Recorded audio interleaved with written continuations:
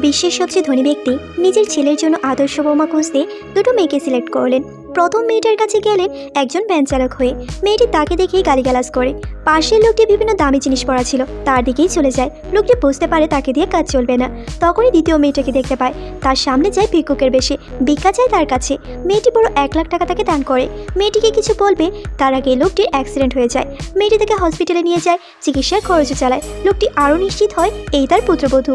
তখনই মেয়েটার বাবা উপস্থিত হয়ে মেয়েটাকে একটা চড় মারে আর বলে, ভিক্ষুকের পিছনে কোটি টাকা নষ্ট করলি। ধনী লোকটা পিছন থেকে শুনছিল। তখনই একজনকে ফোন করে বলে, প্রিয়ার বাবার অ্যাকাউন্টে পুরো 100 কোটি ঢোকাও, আমি ওনার সাথে বিজনেস করব। লোকটি হাসতে থাকে। তখনই ফোনে শব্দ, এই কি এত পুরো 100 কোটি টাকা? ধনী লোকটি জানায় কালকেই হবে এঙ্গেজমেন্ট। অনুষ্ঠান শুরু হয়ে গেছে। দুষ্টু মেয়েটিও উপস্থিত হয়, মেয়েটির উপর ওয়াইন ফেলে দেয় আর দাবি করে আজকেই তার ধনী ছেলের সাথে এঙ্গেজমেন্ট হবে আর এটাই তার আসল বাবা। তখন ধনী লোক বলে, ঠিক আছে, প্রমাণ হয়ে যাক কে আসল কে নকল। লোকটি সকলের সামনে তার ছেলেকে কল করে।